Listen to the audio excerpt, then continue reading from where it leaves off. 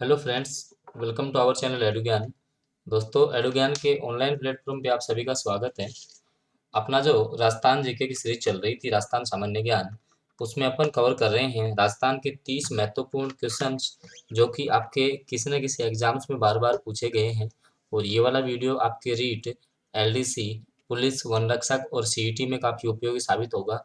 तो देखिएगा फ्रेंड्स, आज का अपना फर्स्ट क्वेश्चन है कि जोधपुर राज्य की स्थापना कब की गई। फर्स्ट क्वेश्चन है कि जो आपका जोधपुर राज्य है उसकी स्थापना कब की गई। तो देखिएगा ऑप्शन है 1445, 1459, 1454 या 1440।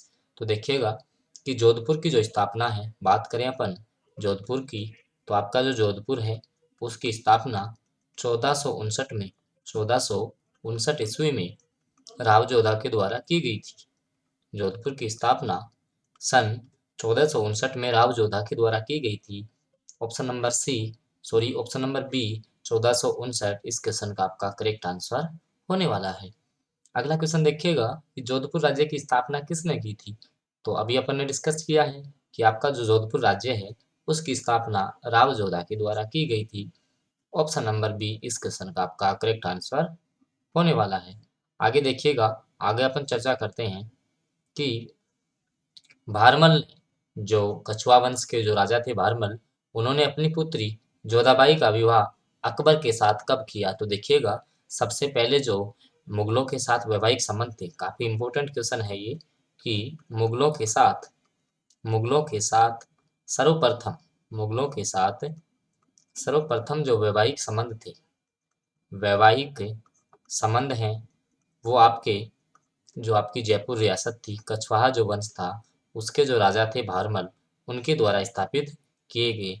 इन्होंने अपनी पुत्री जोधाबाई, या जिसका नाम आपको हरकाबाई भी देखने को मिलता है, उसका जो विवाह है वो अकबर के साथ में आपका 1562 में किया। कब किया? 1562 में। तो ऑप्शन नंबर बी इस क्वेश्चन का आपका करेक्ट आंसर होने वाला है। दोस्तों, क्वेश्चन यहाँ से ये भी पूछा जाता है कि मुगलों के साथ सर्वप्रथम वैवाहिक संबंध किसने स्थापित किए, या मुगलों की सर्वप्रथम अधीनता किसने स्वीकार की। तो भारमल करके आपका राइट आंसर होने वाला है। आगे देखिएगा दोस्तों, एक मुट्ठी भर बाजरे की खातिर मैं हिंदुस्तान की बादशाहत खो देता, किस शासक ने ऐसा कहा था। तो ये जो मैं बातें हैं वो शेरशाह शाह, जो आपका शेरशाह सूरी है, उसके द्वारा कही गई कि मैं एक मुट्ठी भर बाजरे की खातिर हिंदुस्तान की बादशाहत खो देता। तो ये जो बातें हैं वो शेरशाह सूरी के द्वारा की गई। ऑप्शन नंबर सी इस क्वेश्चन का करेक्ट आंसर होने वाला है। आगे देखिएगा फ्रेंड्स, अगला अपना क्वेश्चन है कि किस शासक को फारसी इतिहासकारों ने हसमत वाला राजा कहा है।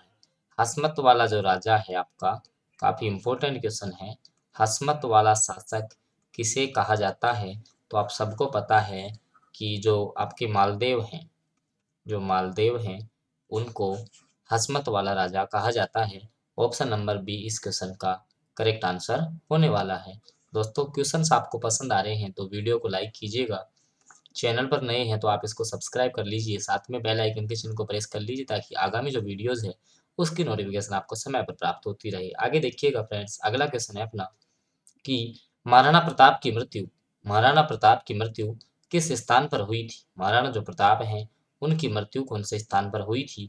ऑप्शन है चावंड में, उदयपुर में, कुंभलगढ़ में या चित्तौड़गढ़ में। तो देखिएगा, महाराणा प्रताप की जो मृत्यु है वो चावंड में हुई। कहाँ पर हुई थी? चावंड में हुई थी। ऑप्शन नंबर ए इस क्वेश्चन का आपका करेक्ट आंसर होने वाला है। आगे देखिएगा फ्रेंड्स, अगला क्वेश्चन है अपना, देखो ये हो गया महाराणा प्रताप की मृत्यु चावंड में हुई। उसके बाद देखिएगा, निम्न में से कौन सा क्रांतिकारी नेता राजस्थान का नहीं है। इन चार ऑप्शंस में से आपको बताना है कि ऐसे कौन से क्रांतिकारी हैं जिनका संबंध आपके राजस्थान से नहीं था। आपके ऑप्शन है प्रताप सिंह बारठ, गणेश देवशंकर, रामनारायण चौधरी और अर्जुन लाल सेठी। तो आप सबको पता है कि प्रताप सिंह बारठ, यहीं से संबंध था इनका। रामनारायण चौधरी आपके किसान आंदोलन से जुड़े हैं। अर्जुन लाल सेठी का संबंध भी यहीं से था। जो गणेश आपके देवशंकर हैं, ये इनका एक समाचार चलता था, ये थे कानपुर के। कहाँ के थे? कानपुर के। तो ये राजस्थान से संबंध नहीं रखते थे। ऑप्शन नंबर बी इस क्वेश्चन का आपका करेक्ट आंसर होने वाला है। आगे देखिएगा फ्रेंड्स, अगला अपना क्वेश्चन है कि देलवाड़ा में जो आदिनाथ मंदिर है, देलवाड़ा का जो आदिनाथ जैन मंदिर है उसका निर्माण किसने करवाया था? काफी इंपॉर्टेंट क्वेश्चन है, बार बार एग्जाम्स में पूछा जाता है कि जो देलवाड़ा आपका सिरोही में है, कहाँ पर है देलवाड़ा आपका? सिरोही में है। तो उसमें जो आपका आदिनाथ मंदिर है उसका निर्माण किसके द्वारा करवाया गया था? तो ऑप्शन नंबर ए आपका करेक्ट आंसर होगा, विमल शाह के द्वारा। किसके द्वारा करवाया गया था? विमल शाह के द्वारा इसका निर्माण करवाया गया था। आगे देखिएगा कि 1309 ईस्वी में अलाउद्दीन खिलजी ने जालोर के किस शासक को पराजित किया था? तो आप सबको पता है जालोर के जो प्रतापी शासक हुए थे कानड़ देव, आपको पता है कि कानड़ देव है वो यहाँ के प्रतापी शासक हुए थे, तो उनको अलाउद्दीन खिलजी ने जालोर में पराजित किया था। तो ऑप्शन नंबर बी इस क्वेश्चन का करेक्ट आंसर होने वाला है। आगे देखिएगा फ्रेंड्स, अगला क्वेश्चन है अपना कि राणा सांगा ने किस स्थान को अधिकार में लेकर सांगानेर बसाया था? कि तो आपको पता है कि जो आपका पुराना जो जो आमेर रियासत है, पुरानी जो आमेर रियासत थी उसका नाम आपको पता है किसका मौजमा है या मोमिनाबाद आपको नाम देखने को मिलता है। तो इसके बाद क्या किया कि जो राणा सांगा है जब इसका यहाँ पे अधिकार हो गया तो इसको सांगानेर नाम से बसाया। किस नाम से बसाया? सांगानेर नाम से बसाया था। तो ऑप्शन नंबर जो आपका सी है, मौजमाबाद या मोमिनाबाद, इस क्वेश्चन का आपका करेक्ट आंसर होने वाला है। आगे देखिएगा, अगला क्वेश्चन है अपना कि आबू के किस परमार शासक, अब आपको पता है कि जो आपका आबू जो क्षेत्र था उस पे आपके जो शासक थे वो थे आपके परमार। कौन से थे? परमार का आधिपत्य था। तो इनके द्वारा कि किस शासक को आपको परमारों का जो मरुमंडल है वो कहा जाता है? परमारों का जो मरुमंडल है वो किसको कहा जाता है? तो सिद्धराज करके आप इसको याद रखेंगे कि सिद्धराज जो परमार थे उनको, जो परमार शासक थे उनका मरुमंडल कहा जाता है। ऑप्शन नंबर बी इस क्वेश्चन का आपका करेक्ट आंसर होने वाला है। आगे देखिएगा, अगला क्वेश्चन है अपना कि राजस्थान के अधिकांश राजपूत राजवंश किस मुख्य राजपूत राजवंश से थे? अब देखिएगा कि जब इनके उद्गम की बात आती है कि सबसे पहले कहाँ से निकले, तो अलग अलग जो आपके जैसे मान लो कि जो प्रतिहार शासक हैं, सबसे पहले जैसे इनकी प्रतिहार शाखा थी, तो इनके बारे में जो अलग अलग आपके वैज्ञानिक या जो भौतिकविद हैं उनका मानना है कि जैसे इनकी उत्पत्ति आपके अग्निकुंड से हुई। ठीक है, ये स्वयं को सूर्यवंशी मानते थे। तो अलग अलग मत है इस संबंध में। तो क्वेश्चन आपका है कि कौन सा जो राजपूत वंश था, राजपूत राजवंश था जो कि यहाँ के सामंत में जो सामंत सामंत जो प्रथा थी वो उनके अधीन थी। तो आप सबको पता है ये थी अपने प्रतिहार शाखा। कौन सी शाखा थी आपकी?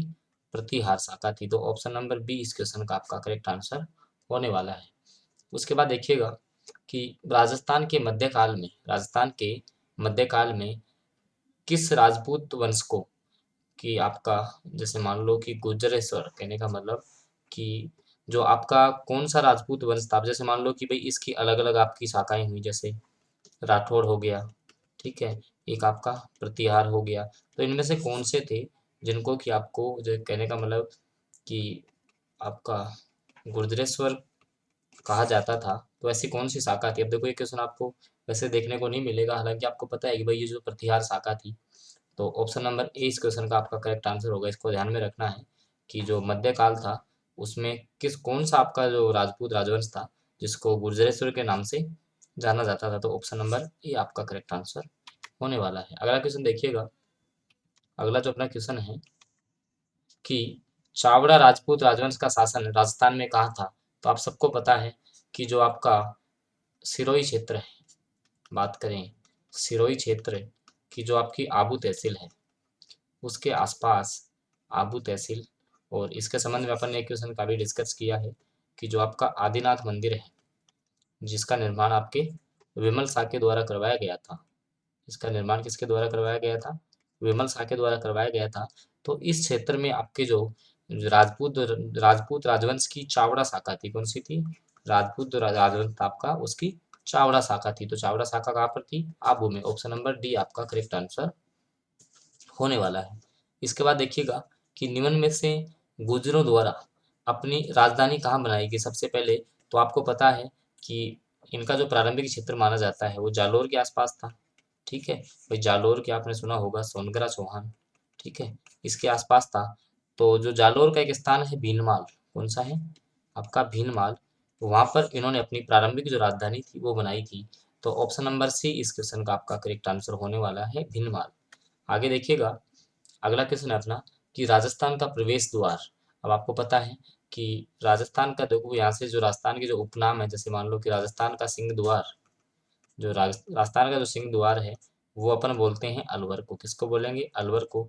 जबकि राजस्थान का जो प्रवेश द्वार है वो भरतपुर को बोला जाता है। किसको बोला जाता है? भरतपुर को बोला जाता है राजस्थान का प्रवेश द्वार। इसके अलावा जैसे मान लो कि राजस्थान का जो अन्न का कटोरा है वो किसको बोला जाता है? तो आपके श्री गंगानगर को बोला जाता है। इसके बाद देखिएगा कि राजस्थान में रामदेवरा का प्राचीन नाम क्या है? जहाँ पर आपको पता है कि ये जो आपका है वो जैसलमेर में है। कहाँ पर स्थित है? जैसलमेर में है।